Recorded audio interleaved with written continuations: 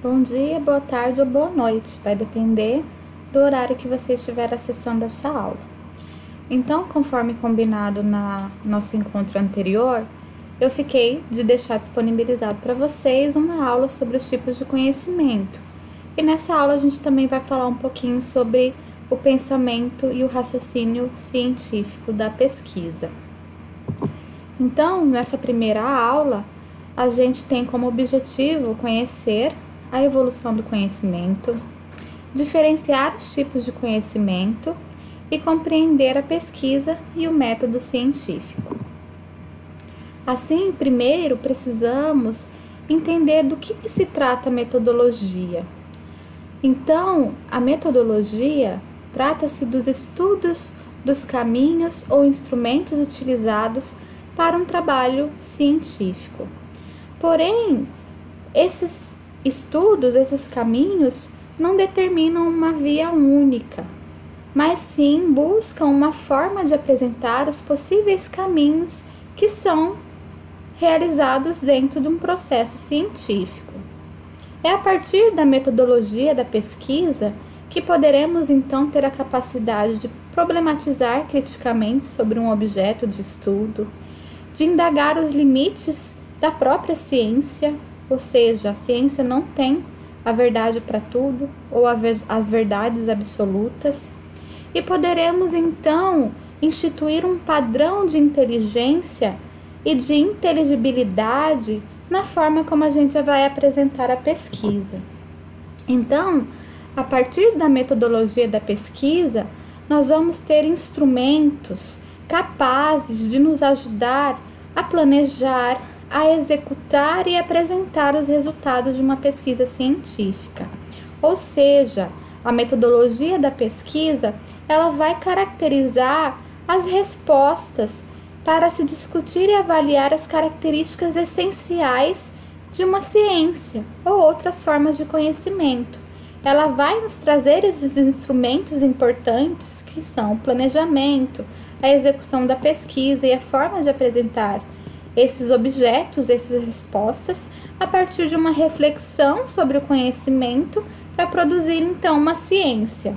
E disso vão resultar os relatórios, presentes em defesas de dissertações, de tese, de trabalhos de conclusão, de artigos científicos, de resumos que são publicados em eventos. Então, todos esses objetos de estudo vão gerar respostas e essas respostas também precisam ser apresentadas de uma maneira científica. Assim, esses relatórios, esses artigos, as teses, as defesas, elas também vão precisar seguir um padrão científico, um método científico. E a evolução do conhecimento humano, ela foi sendo alcançada a partir de diversos processos e de diversas fases. Ou seja, para a gente chegar no momento atual em que estamos, onde a gente pode usufruir de várias facilidades, como por exemplo da energia elétrica, que facilita a nossa vida, deixa a gente poder ligar a televisão, usar um ar-condicionado, várias facilidades, isso tudo adveio de um conhecimento científico. Então, de fato, essas invenções e descobertas, elas só puderam ser produzidas porque o homem teve a capacidade de gerar o conhecimento inerente à nossa natureza. Então, esse processo de conhecimento humano, ele é da própria natureza. O homem, então, na busca incessante de poder resolver os problemas, de dar as respostas às adversidades que ele encontrava no dia a dia, ele foi desencadeando esse processo crescente de desenvolvimento de instrumentos, de tecnologias que foram sendo aplicadas no seu cotidiano e no seu dia a dia. Só que isso, foi passando por diferentes fases do conhecimento. Inicialmente, lá na pré-história, na fase do medo, o homem ele não compreendia todos os fenômenos da natureza.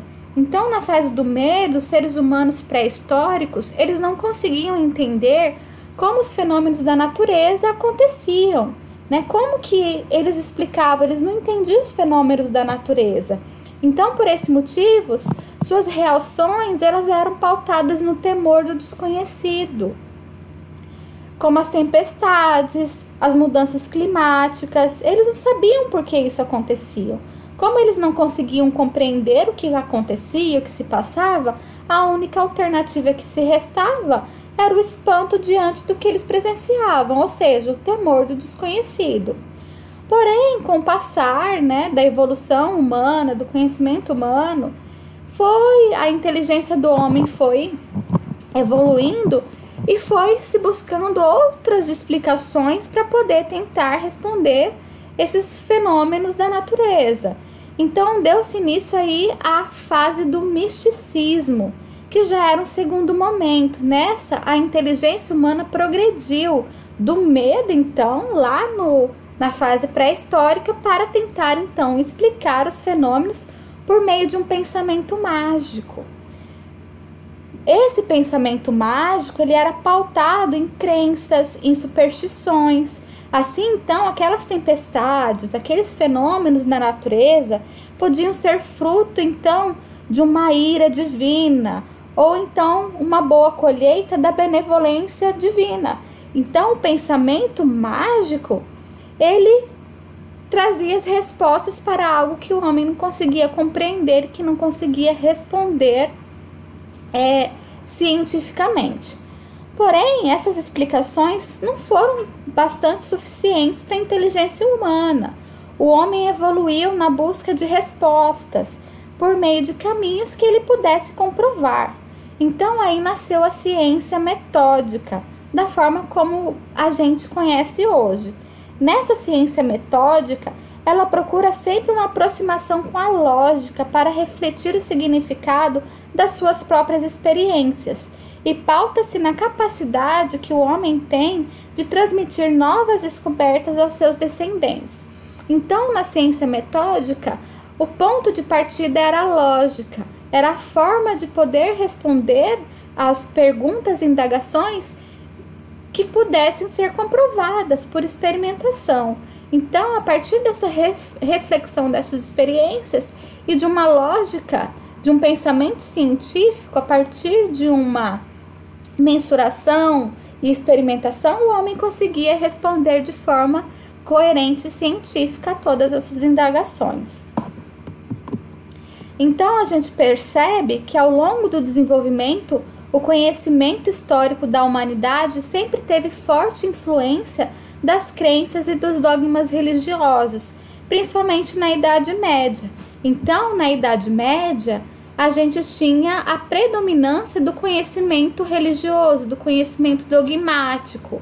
Então, a ciência, nos moldes como a gente conhece hoje, ela é relativamente recente, porque só na Idade Moderna é que a gente foi observando esse caráter científico que a gente tem como conhecimento científico hoje. E essa revolução científica, ela ocorreu lá no final do século XVI e início do século XVII, principalmente com grandes nomes da ciência como Copérnico, como Bacon, como Galileu, como Descartes, né? Esses grandes nomes, lá no período do Iluminismo, possibilitaram essa ruptura com o dogmatismo. Então, tornou-se aí um novo prazer de se pensar, de se produzir conhecimento. Então, a partir dessa nova forma de se pensar, a gente conseguiu chegar à ciência no modo como ela é hoje. Então, a partir dessa evolução do conhecimento, a gente consegue classificar os tipos de conhecimento que a gente tem hoje. O conhecimento empírico ou popular, ele é um conhecimento prático, ou seja, a relação do homem com o ambiente, ele não tem método e ele é transmitido de geração em geração. Ou seja, essas são 3 características importantes do conhecimento empírico. Ele é adquirido por meio da interação do indivíduo com o ambiente, essa interação contínua a partir das experiências que esse homem vive no meio ambiente em que ele está inserido. ele não operacionaliza nenhum tipo de técnica e nenhum tipo de método para construir esse conhecimento. Esse conhecimento é a partir da relação das suas experiências com esse ambiente. E esse conhecimento, ele é herdado de geração em geração, ou seja, eles são repassados e reconstruídos a partir da passagem de conhecimentos empíricos de cultura a cultura.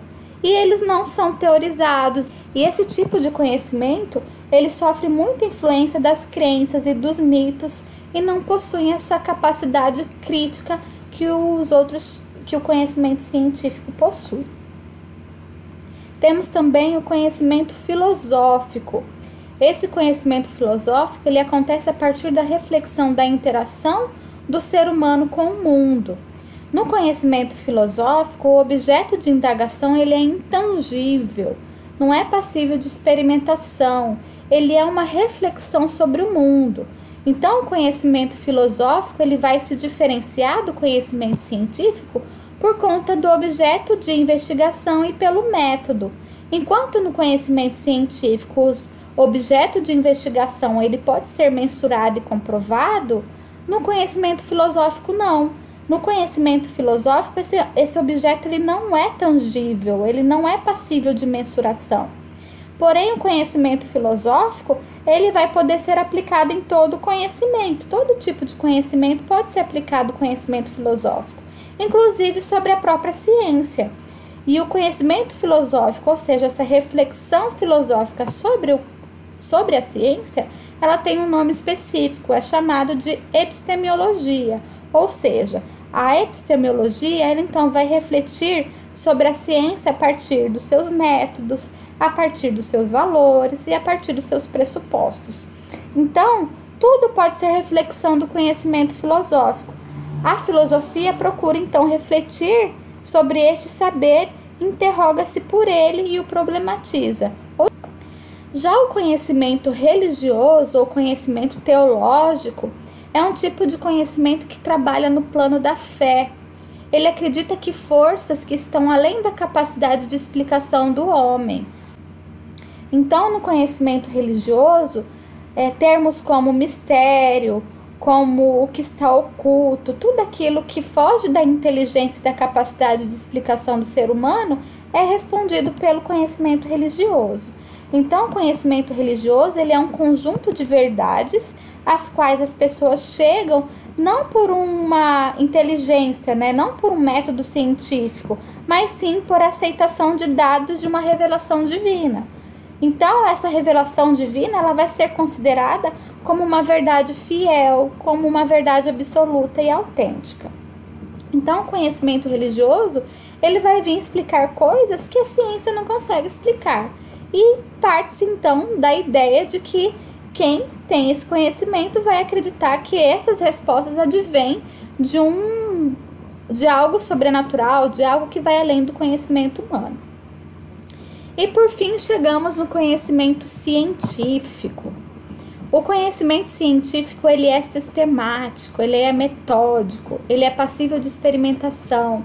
E a partir disso a gente poderá definir causas e transcrever leis, traçar princípios gerais.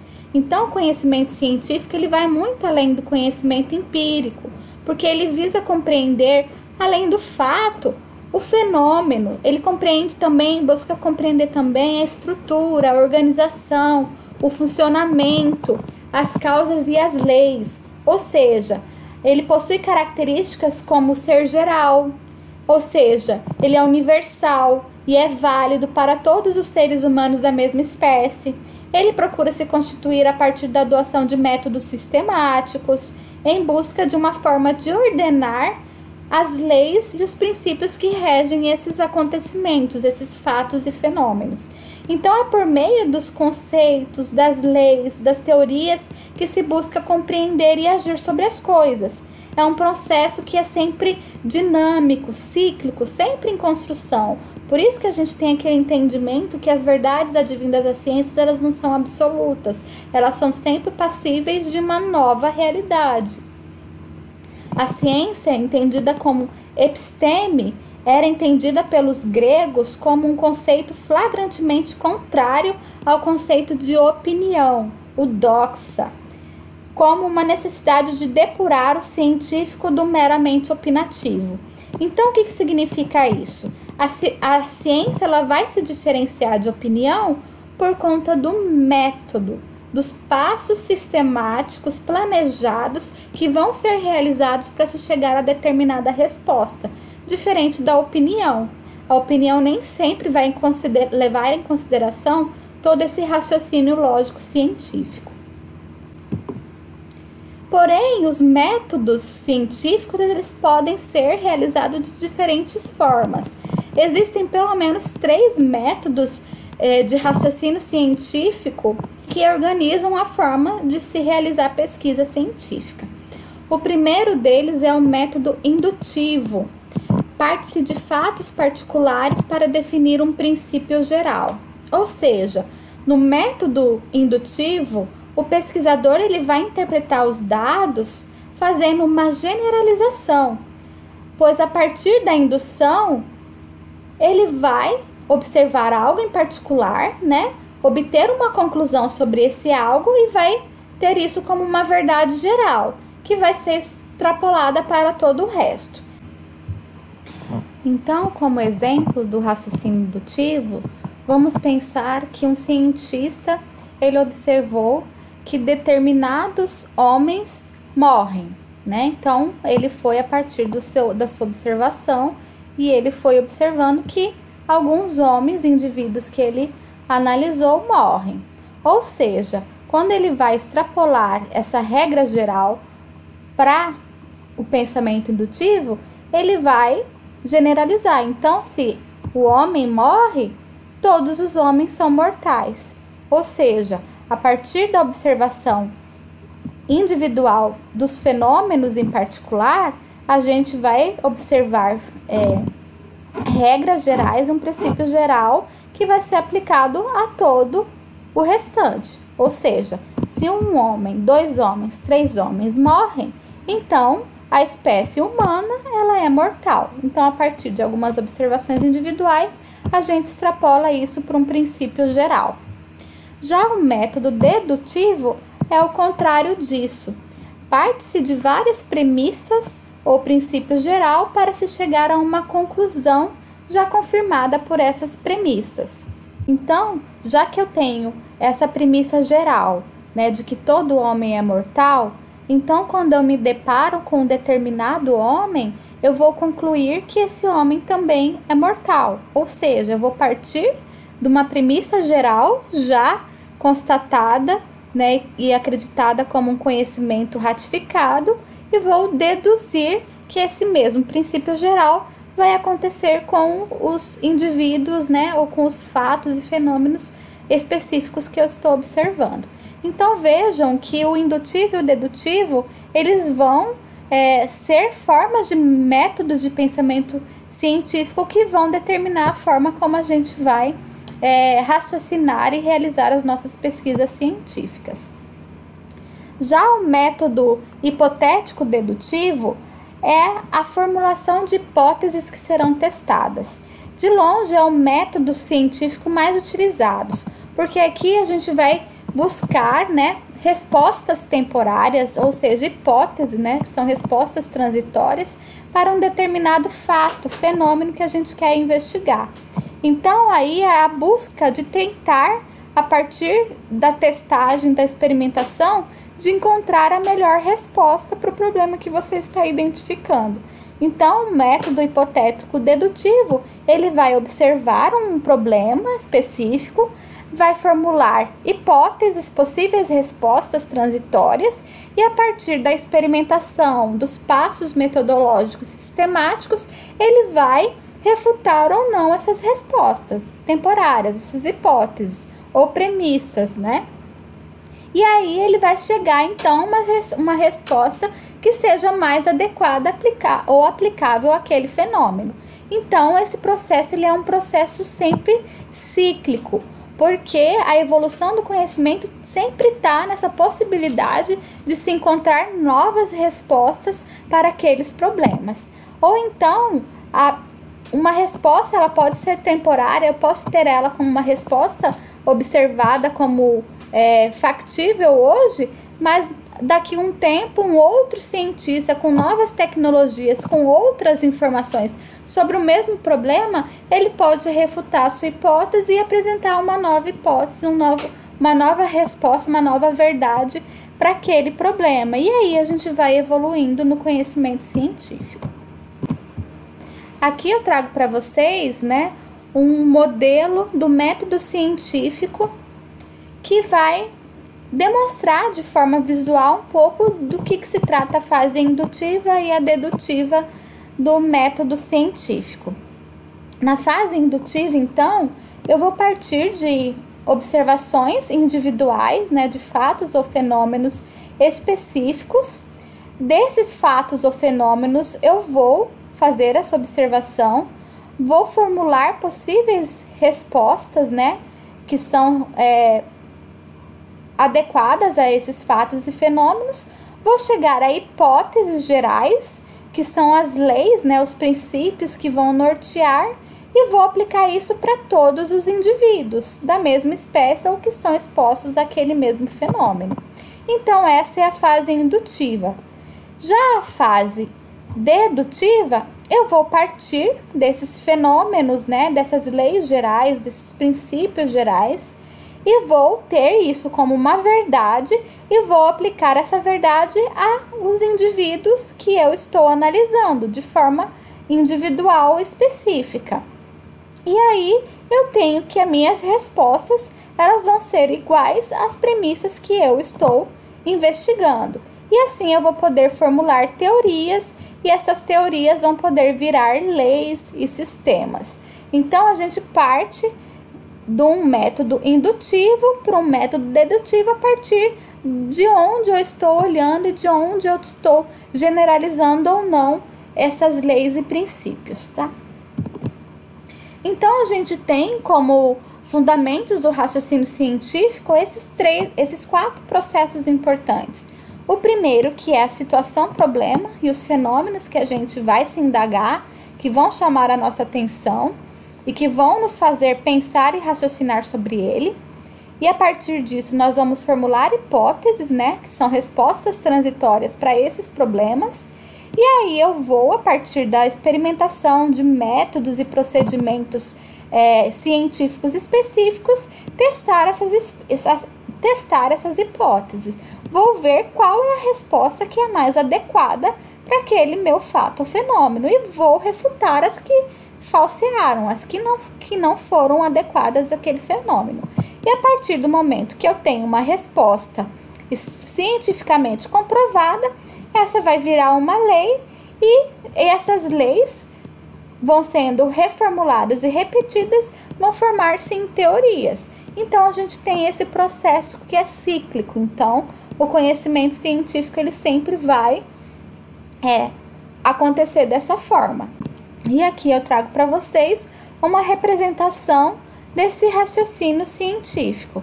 Então, né, o ser humano, a partir da observação do seu meio, né, ele vai indagar perguntas, né, e vai refletir sobre ela, criar hipóteses, respostas, né, transitórias para essas perguntas que ele tem.